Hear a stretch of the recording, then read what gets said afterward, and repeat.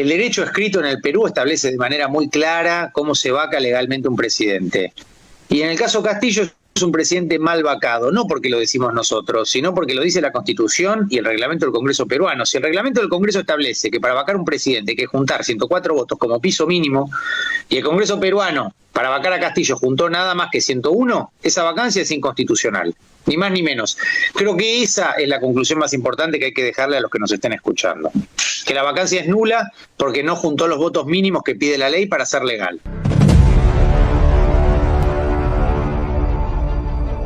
En el caso de hoy estamos conversando con Guido Croxatto, él es abogado y puntualmente trabaja junto al doctor Raúl Zaffaroni en lo que es la defensa internacional del presidente de Perú, Pedro Castillo, a partir del proceso destituyente, el golpe de Estado que se dio en Perú el 7 de diciembre del año 2022.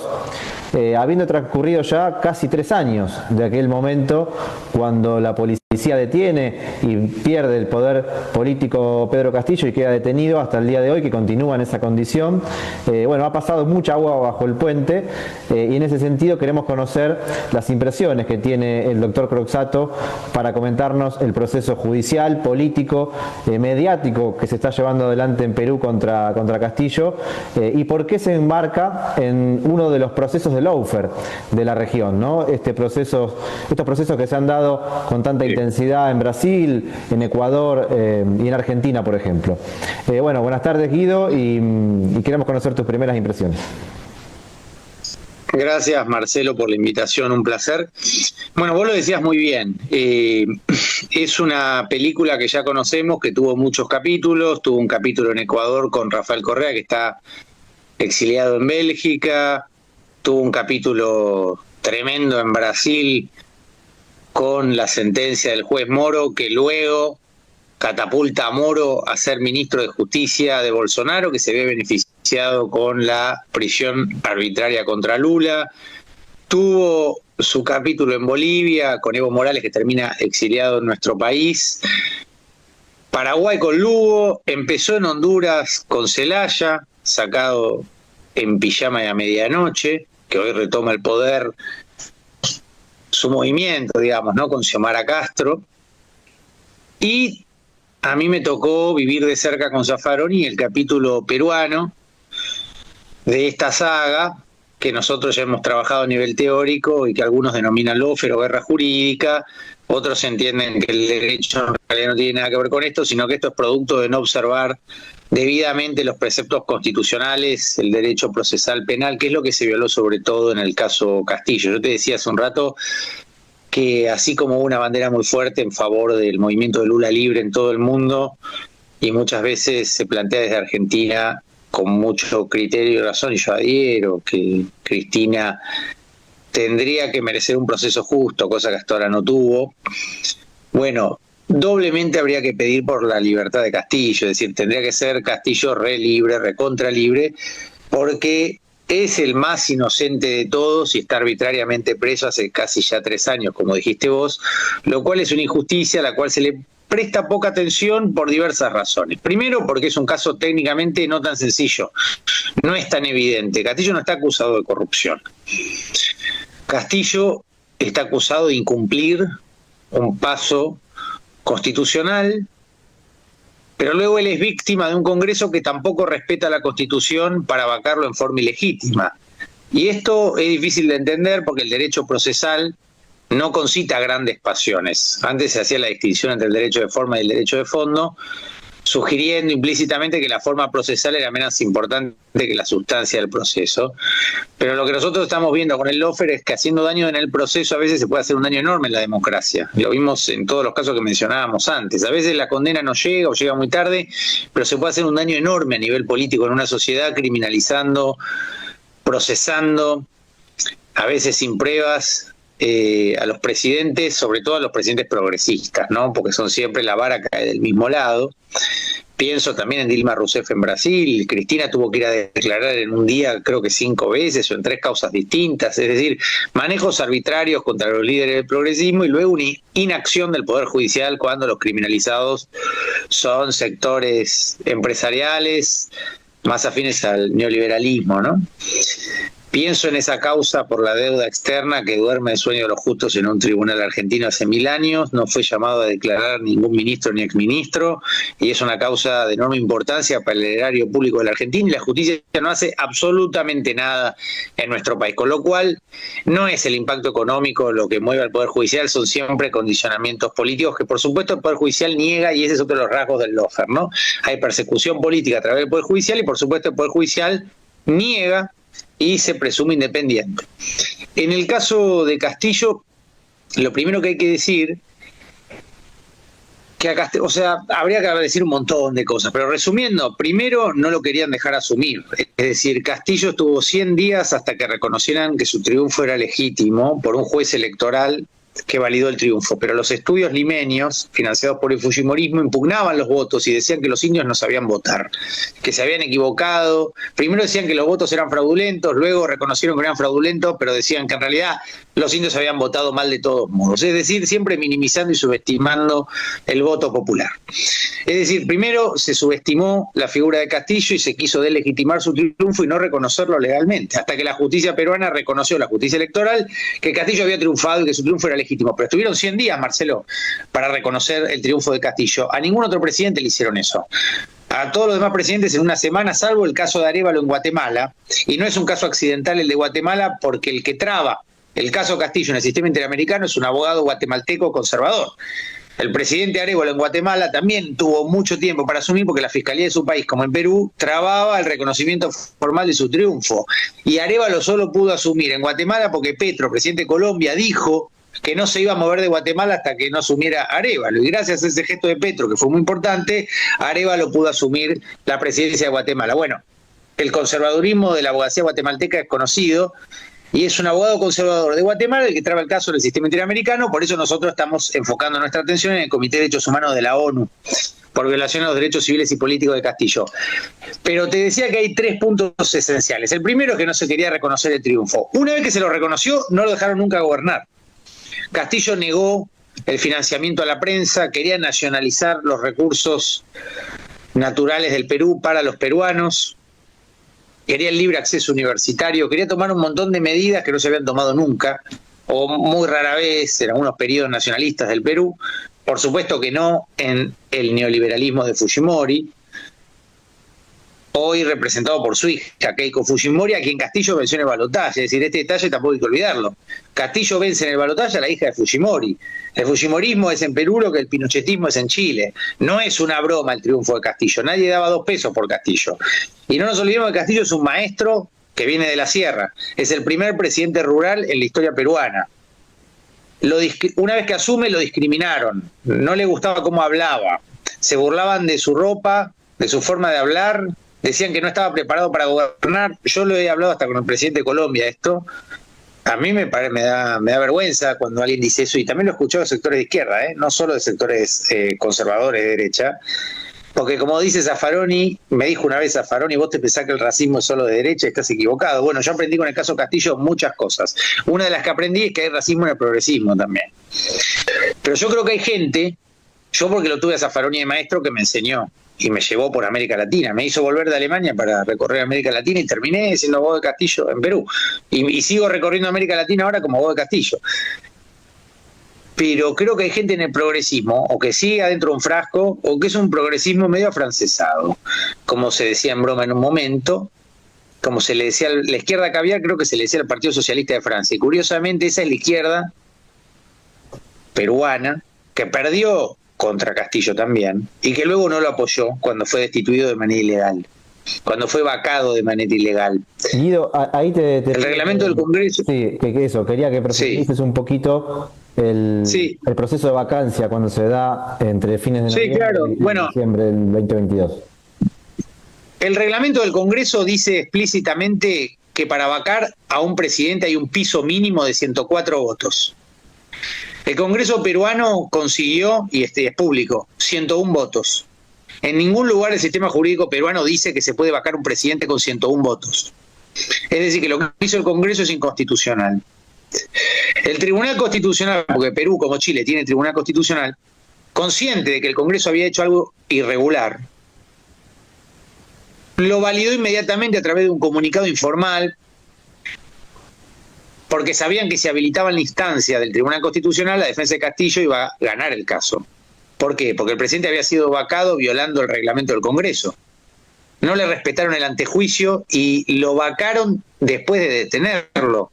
¿En qué democracia el presidente detenido por la policía?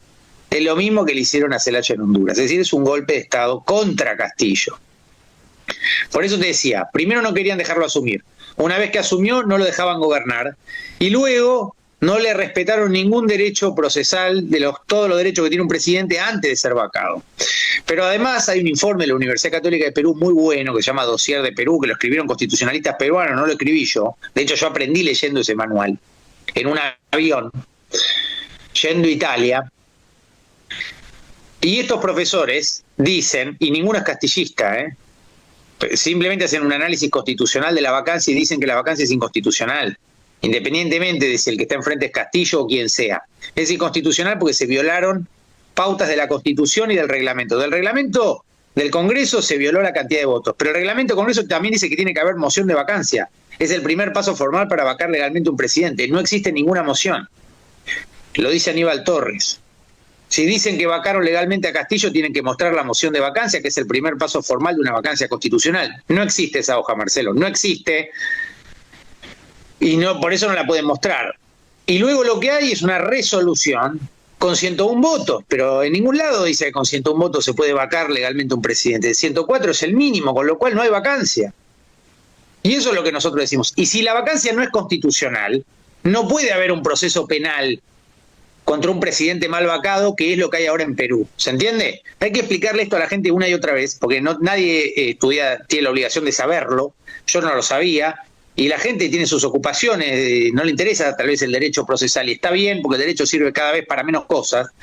Pero hay que explicarle a la gente que no importa si te cae bien o mal Castillo. Si el reglamento del Congreso dice que el piso mínimo para vacar un presidente es 101 votos, 104 votos, y vos tenés solamente 101, no te alcanza para vacarlo, en consecuencia no lo podías vacar. Entonces, ¿por qué Castillo no está gobernando? La pregunta. Si el reglamento del Congreso dice 104 votos mínimo, y se alcanzaron 101, faltan 3. Pero esos 3 votos son muy importantes. Nosotros hemos visto un montón de ejemplos de sesiones en el Congreso que por un voto se caen, o que por un voto desempata el vicepresidente en Argentina como presidente del Senado. Bueno, acá faltaban 3 votos. Entonces, ¿cómo pueden haber vacado o decir que vacaron a Castillo si no cumplieron con el mínimo de votos para vacar legalmente un presidente? El Tribunal Constitucional es fujimorista, entonces, consciente que la mayoría de la gente no se iba a interesar por estas minucias procesales, de todas maneras dieron por válida la vacancia de Castillo porque decían que la situación era excepcional. Pero lo que decimos con Zaffaroni es que si la situación era excepcional, entonces vale cualquier cosa. Podían vacarlo con 20 votos, con 10 votos, con 5 votos, lo podía vacar mi tía, un gato. La pregunta es para qué existen los procedimientos constitucionales. Y otra cosa que es falsa, que dice San Martín Castro, que es de la Corte, no es del Tribunal Constitucional, es un magistrado de la Corte Suprema. Él dice algo que Zaffaroni se ríe siempre. Hay una frase de San Martín Castro que es elocuente. Dice: en otras circunstancias de tiempo, lugar y modo, el discurso de Castillo hubiera sido muy peligroso. Si uno da vuelta a esa frase, lo que San Martín Castro está diciendo es que efectivamente en el momento en que Castillo leyó el discurso no era peligroso. Por eso él dice: en otras circunstancias hubiera sido peligroso. Eso quiere decir que en las actuales circunstancias no fue peligroso. Razón de más para no detenerlo, violando las normas procesales, violando la Constitución y violando el reglamento. Castillo tenía además el derecho a un antejuicio, tenía el derecho a exponer durante 60 minutos en el Congreso, nunca se lo permitieron. Y además, la cronología es muy importante. Como dice este informe que yo te recomiendo de la Pontificia Universidad Católica del Perú, que se llama Dossier Perú, a Castillo lo vacan 3 minutos después de que lo detuviera la policía. Y eso también es ilegal. Porque al presidente no lo pueden detener siendo presidente de su propia custodia. Es todo un mamarracho jurídico, ¿te das cuenta? El presidente no había sido vacado y a su vez la vacancia es inconstitucional porque se hizo con menos votos de los que fija el reglamento del Congreso. Y el tercer argumento, y con esto ya termino la parte legal, pero es importante el derecho. La Constitución establece explícitamente lo que sucedió, qué es lo que hay que hacer en los casos como el caso Castillo. Y no fue lo que hizo el Congreso. Aplicaron una figura que no correspondía, además de haberla aplicado mal y con menos votos de los que exige el reglamento, aplicaron una figura que no era la que contempla el Congreso para un presidente que quiere disolver el Congreso sin estar habilitado por no haber una segunda moción de confianza. La derecha te va a decir, bueno, pero Castillo estaba disolviendo el Congreso. Bueno, pero una tentativa, porque nunca lo disolvió, de hecho. Por eso el Congreso pudo sesionar. Zaffaroni te va a decir, porque hay dos líneas en la defensa. La mía es la procesal constitucional. Yo creo que ni siquiera hace falta entrar en la cuestión penal. Zaffaroni, si estuviera acá, te agregaría la cuestión penal. Él tiene otra mirada que es complementaria con la mía, por supuesto. Él dice, no hay delito de rebelión, es un hecho atípico, en el mejor de los casos es una tentativa, pero como el ejército desde antes del discurso ya no lo obedecía a Castillo, y esto está acreditado por la propia Fiscalía, es una tentativa no idónea para el fin. Y el Código Penal peruano establece explícitamente que la tentativa no idónea no es punible, con lo cual no hay delito, mucho menos para vacarlo si no hay delito. Es decir, hay cuestiones penales que no se cumplieron y hay cuestiones procesales constitucionales, que son las que a mí me interesan, que tampoco se cumplieron. Yo creo que no hace falta discutir si hubo o no delito, si era tentativa, si la tentativa era idónea o no para el fin propuesto, si es punible o no. Yo creo que alcanza con decirle a la gente que el reglamento del Congreso establece un piso mínimo de votos para que la vacancia sea constitucional. Ese piso mínimo de votos es 104 votos. El Congreso no consiguió los 104 votos, consiguió solo 101. Con 101 votos, ningún apartado, ninguna norma del sistema jurídico peruano dice que es legal vacar un presidente. Con 101 votos no se puede vacar a nadie. Sin embargo, Castillo está preso y dice que lo vacaron. Por eso nosotros decimos que la detención es arbitraria y la vacancia es nula. Si la vacancia es nula, porque es inconstitucional, porque se hizo violando el reglamento del Congreso, porque no cumple con el piso mínimo de votos para ser legal, el procedimiento penal actual no corresponde, porque es un presidente constitucional mal vacado. Lo que corresponde es un nuevo juicio político, pero esta vez sí conforme a derecho. Y si lo quieren vacar, lo pueden vacar. La defensa de Castillo no dice que no lo pueden vacar a Castillo. Nosotros solo decimos una cosa, decimos que si lo quieren hacer, lo tienen que hacer conforme a derecho, no de cualquier manera. Si quieren vacar a Castillo, lo pueden hacer, por supuesto, pero lo tienen que hacer respetando la Constitución y el reglamento del Congreso, con los votos que pide el reglamento del Congreso, no con menos votos de los que pide la Constitución y el reglamento del Congreso, que es lo que efectivamente sucedió. Por eso nosotros le propusimos a Castillo, a nivel interno en el proceso penal actual que él enfrenta en Lima, un juicio de ruptura. Como él es un presidente constitucional mal vacado, lo que corresponde no es un proceso penal, es un procedimiento constitucional, un nuevo juicio político conforme a derecho, donde Castillo se pueda defender y donde el Congreso, si puede, consiga los votos que exige la ley. No son los votos que pide la defensa, no son los votos que pide Castillo. Lo dice la Constitución y lo dice el reglamento del Congreso, no lo inventamos nosotros. Por eso nosotros tenemos tanta confianza en Naciones Unidas. Creemos que en algún momento va a aparecer una instancia jurídica internacional seria, independiente de verdad, que va a poner las cosas en su lugar, porque si no, Marcelo, ningún presidente va a poder gobernar en Perú, porque todos van a tener esta espada de Damocles encima de que los van a vacar de cualquier manera sin respetar la Constitución con la cantidad de votos que tengan. Y si tienen 40, lo vacaremos con 40. Total, el Tribunal Constitucional nos va a dar siempre la razón. Evidentemente Castillo tiene razón cuando dice que todo el sistema judicial peruano está corrompido. La fiscal de la Nación, Marcelo, que lo acusaba a Castillo, fue destituida ella misma acusada de liderar una organización criminal. Es muy serio lo que pasa en Perú. Por eso yo te digo que no entiendo cómo el progresismo mira para otro lado, que era lo que hablábamos antes. Cuando uno profundiza la crisis peruana, uno se indigna mucho porque pasan cosas muy graves en Perú y uno esperaría una reacción más fuerte de algunos líderes. Ahí te quería consultar también respecto de la tradición que tiene Perú en los últimos años, décadas, podemos decir, también enjuiciar y condenar a expresidentes de distinto arco ideológico, arco político. Sin embargo, en el caso de Castillo, es donde más se posiciona el proceso de lawfare y donde más se observan vicios al proceso constitucional y del proceso penal. Pero, ¿qué más distingue a este caso puntual de otros como el de Alan García, Alejandro Toledo, o los últimos, Kuczynski, Vizcarra, en Perú? Es una cultura política particular la de Perú. Bueno, como dice Zaffaroni, Perú tiene un sistema político semiparlamentario, es decir, no es exactamente como el nuestro. Y Zaffaroni entiende que eso hace ingobernable a Perú y que necesitan una nueva constitución, que es algo que Castillo también propone. Castillo propone una nueva constitución con cuota indígena en el Congreso, verdaderamente representativa y popular. Yo creo que tiene razón en esa demanda, es una expresión popular. Yo te diría que lo que distingue al caso Castillo, primero que Castillo es inocente, segundo que Castillo es pobre, no tiene cómo pagarnos a nosotros ni a nadie. Cuando vos lo ves el día que salió del Palacio con bolsa de supermercado, te das cuenta que no es Alan García, no es Toledo con el avión parrandero, porque Toledo también era un cholo, pero es un cholo que se enriqueció con la corrupción y se fue del país y ahora lo extraditaron. Pero no es todo lo mismo.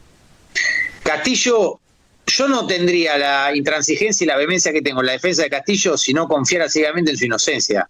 De todo tipo. Hace 3 años que está arbitrariamente preso y no han encontrado absolutamente nada en su contra. Buscaron de todo para incriminarlo y no han encontrado nada, Marcelo. Yo creo que es la persona más inocente que conocí, mirá lo que te digo. O sea, es increíble lo que está padeciendo Castillo. Yo por eso me indigno tanto, como te decía antes de la entrevista, o antes de que grabemos, me indigno tanto con, digamos, uno como abogado va creciendo, tiene admiraciones, ahí de otra gente uno no espera nada. Pero hay ciertos líderes como Lula, Correa, de los que uno espera mucho o espera todo, porque uno los aprecia mucho, los admira mucho, y porque los dos han padecido el lawfare en sus países, los dos. Correa, que tuvo que terminar en Bélgica, Glass, que es una locura lo que está padeciendo, y Lula ni hablar, ¿no? Padeció el lawfare en Brasil de una manera escandalosa.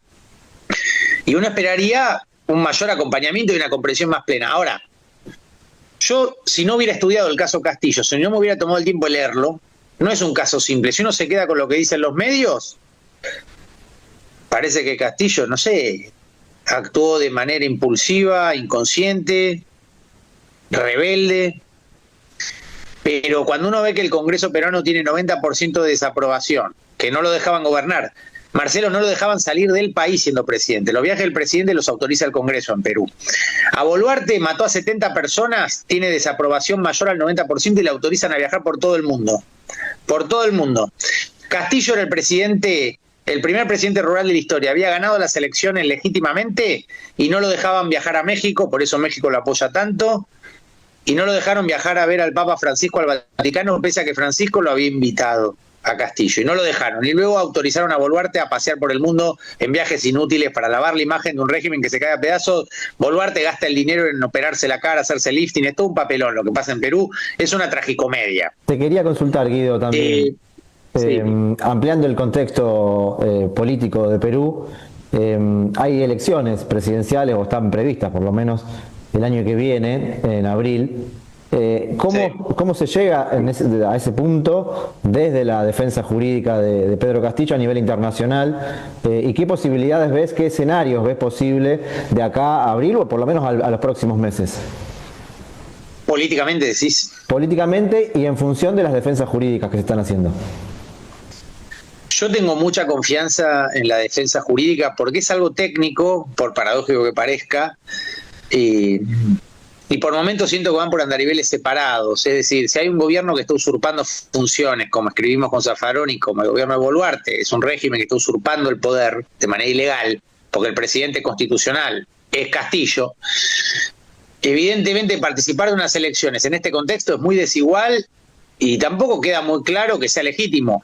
Mi gran temor, ¿sabés cuál es? Es que la ONU a veces juegue con los tiempos y le dé la razón a Castillo, pero sea una victoria simbólica. Y nosotros no queremos que sea una victoria simbólica, queremos que sea una victoria real para el pueblo peruano, para la justicia, para los sectores de la sierra históricamente discriminados en el Perú. Porque todos los que murieron eran de la sierra, ¿eh? Si te fijás, los que murieron en las protestas eran todos del mismo sector social. Y no que nos dé la razón o le dé la razón a Castillo y a su defensa cuando ya devenga abstracto después de las elecciones con un nuevo presidente, cuando ya haya vencido el plazo legal del mandato originario de Pedro Castillo en el Perú. Porque yo creo que la ONU o la OEA le van a dar la razón a Castillo, pero se lo van a dar cuando ya no sea tan complejo. Es decir, si ahora le dan la razón, lo tienen que restituir. Entonces yo creo que la ONU juega con los tiempos y probablemente le den la razón, pero cuando ya haya otro presidente elegido, para que no se vean obligados en Perú a restituir un presidente mal vacado. Eso me parece que es fundamental. Lo digo para responder tu pregunta de cómo lo veo yo políticamente. Yo políticamente creo que lo que corresponde es restituir a Castillo. Eso es lo que indica la ley. Ahora, vos me podés decir, eso es muy idealista, me lo han dicho colegas peruanos, tal vez tenés razón técnicamente en términos legales, pero eso no va a suceder. Bueno, son argumentos lógicamente de ámbitos distintos, ¿no? Uno es un argumento normativo, el otro es un argumento descriptivo. El derecho indica una cosa, que hay un presidente mal vacado. Si está mal vacado, es el presidente. Si es el presidente, no tendría que estar preso, no tendría que estar enfrentando un proceso penal, y si se quiere postular de nuevo, tendría que poder. Yo creo que ahí, y se lo escribimos con Zaffaroni en un dictamen privado que firmamos unas semanas y se lo enviamos, y yo creo que, o sea, yo no quiero, o sea, no querría creer que las cuestiones jurídicas la va a resolver la política, pero muchas veces es así.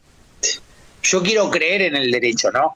Si otra vez Castillo tiene que obtener la libertad o volver al poder porque lo vuelven a votar, es muy lindo, pero para el derecho me deja un gusto amargo, ¿no? Porque el derecho no jugó ningún rol de nuevo. Es decir, hay un presidente mal destituido que volvió por la soberanía popular y porque la gente abrió los ojos y no se dejó convencer por los medios concentrados, la prensa mermelera, como dicen en Perú.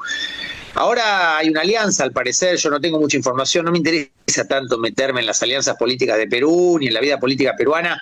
Yo lo único que hice fue analizar lo que hizo Castillo, lo que le imputan a Castillo y los procedimientos constitucionales que enfrenta y luego el procedimiento penal. Y la única conclusión que saco es que es un procedimiento totalmente arbitrario y por eso lo calificamos como lawfare, ¿no? Vos me decías que lo vincula a otros procesos. Es una pregunta interesante, porque vos mencionaste 4 presidentes peruanos, algunos de los cuales también se han puesto en contacto conmigo. Pienso también en Kuczynski, Vizcarra, Alan García, Toledo, son todos diferentes. Pero es verdad que están todos procesados. Eso es muy interesante. Toledo, digamos, tampoco tengo las pruebas sobre la mesa, ¿no? Me baso en lo que me ha dicho gente de mi máxima confianza, peruanos, por supuesto. Al parecer Toledo traicionó a los cholos que lo votaron y se enriqueció y no voy a detenerme más en su figura. Alan García era muy despreciativo y al parecer se pegó un tiro para no enfrentar un procedimiento. También mucho dinero de la corrupción, al parecer.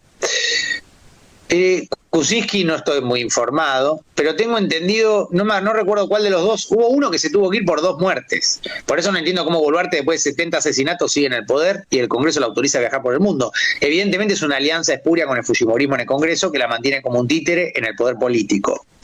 Y luego está la figura de Vizcarra.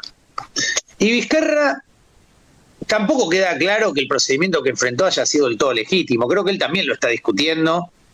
De hecho, una vez me hicieron una entrevista y estaba él al lado. Yo quisiera detenerme un poco más en la forma en que lo corrieron a Vizcarra, porque creo que el Congreso abusa de algunas figuras. De hecho, la ONU ha cuestionado al Congreso peruano por abusar de la figura de la incapacidad moral permanente, porque es una figura extorsiva que usa el Congreso para presionar presidentes o vacarlos cuando no siguen su agenda. Te quería preguntar específicamente por este procedimiento en Naciones Unidas, para que quede claro. ¿Cuáles son las instancias de Naciones Unidas del sistema de derechos humanos que están interviniendo actualmente o que tienen por lo menos la posibilidad de hacerlo, donde se está pugnando desde la defensa internacional? Bueno, hay un grupo de abogados peruanos que trabajó mucho en el sistema interamericano, pero vos que lo conocés a Zaffaroni igual que yo, él no tiene ninguna expectativa en el sistema interamericano. Yo, habiendo tenido alguna experiencia de adentro, dedicándome a esta causa, entiendo por qué está trabado y tengo poca expectativa también. Entonces yo concentré mi esfuerzo y el de Zaffaroni en Naciones Unidas. Hay otro grupo de abogados peruanos que no es el grupo, no es Walter Ayala, con quien yo tengo buen diálogo, que trabajó en el sistema interamericano. Walter fue ministro de Castillo, buena persona. Bueno, Walter fue muchas veces al sistema interamericano y la causa no avanzó. No por culpa de Walter, por supuesto, sino por lo que te decía antes, ¿no? Este abogado de Guatemala que no hace avanzar. Pero tampoco la OEA dijo nada en el caso de Lula, ni en el caso de Evo, ni en el caso de Correa, y no va a decir nada en el caso de Castillo, claro. O sea, es una película que ya conocemos. Y Petro, cuando era alcalde de Bogotá, le pasó lo mismo. Es decir, no es nuevo esto, por desgracia. Y por eso proliferan tantas instancias diferentes o instituciones nuevas en el ámbito de América Latina, ¿no? Porque parece que ninguna funciona del todo bien. Y en la ONU hay 2 cuestiones separadas. Una es una denuncia en la que yo no participo en el grupo de detenciones arbitrarias, que la hacen otros abogados y ojalá que salga bien. Y la otra es en el Comité de Derechos Humanos de la ONU por violación a los derechos civiles y políticos de Castillo. Es en esa denuncia concreta donde intervenimos Zaffaroni y yo, y es donde estamos concentrando toda nuestra expectativa y nuestra fuerza, y yo soy muy optimista porque he tenido muchas reuniones con embajadores de distintos países en Ginebra, de hecho tengo que ir ahora próximamente, y también con representantes de Naciones Unidas, algunos son antifujimoristas, es decir, gente más grande que yo, 20 años más, que fueron abogados y denunciaron las violaciones a los derechos humanos durante la dictadura de Fujimori y son más receptivos a la situación peruana porque tienen una mirada histórica más interesante, digamos. No son funcionarios que no tienen idea, sino es gente que viene de la región, incluso uno trabajó en Argentina. Así que yo soy optimista, pero como te digo, mi única prevención es que no hagan tiempo para que la cuestión venga abstracta y termine siendo una victoria simbólica para Castillo y para Perú. Yo quiero que no sea simbólica, quiero que sea real. Quiero que la ONU diga algo contundente que permita que se respete el debido proceso en Perú. Como te digo siempre, como te decía varias veces, nosotros no decimos que no lo pueden vacar a Castillo. Con Zaffaroni lo único que decimos es que si lo quieren hacer, lo tienen que hacer conforme a derecho, respetando estrictamente los procedimientos y el número de votos que pide la ley. Ni más ni menos que eso pedimos para Castillo. Bueno, Guido, muchísimas gracias también por esta claridad y bueno, nos quedan 2 o 3 minutos, si te parece, para reforzar algunas ideas de lo que se fue conversando, el proceso de Pedro Castillo como lawfare en América Latina, que no es tan distinto, más allá de estos matices constitucionales o judiciales, no es tan distinto de los procesos de persecución arbitraria que caracterizan a la región, recordando el caso de Ecuador con Rafael Correa y todo el correísmo, ¿no? La situación de Jorge Glass y tantos otros dirigentes de la Revolución Ciudadana, el proceso actual con Cristina Fernández de Kirchner, que la tiene detenida en prisión domiciliaria, pero bueno, con una condena que incluye también la inhabilitación perpetua para ejercer cargos públicos. Esto también es un rasgo que se repite, ¿no? En casi todos estos casos, claro, las inhabilitaciones perpetuas más allá de los procesos judiciales, con lo cual anulan a dirigentes políticos que han acumulado un liderazgo y una legitimidad popular de décadas, ¿no? Porque es el tiempo que lleva a construir semejante legitimidad popular. Así que te dejo 2 minutos, Guido, si te parece, para cerrar esta entrevista y agradeciéndote desde ya esta claridad. No, gracias a vos, Marcelo. Bueno, yo volvería sobre lo mismo que dije antes, es decir, nosotros creemos en el derecho. El derecho escrito en el Perú establece de manera muy clara cómo se vaca legalmente un presidente. Y en el caso Castillo es un presidente mal vacado, no porque lo decimos nosotros, sino porque lo dice la Constitución y el reglamento del Congreso peruano. Si el reglamento del Congreso establece que para vacar un presidente hay que juntar 104 votos como piso mínimo, y el Congreso peruano para vacar a Castillo juntó nada más que 101, esa vacancia es inconstitucional, ni más ni menos. Creo que esa es la conclusión más importante que hay que dejarle a los que nos estén escuchando. Que la vacancia es nula porque no juntó los votos mínimos que pide la ley para ser legal.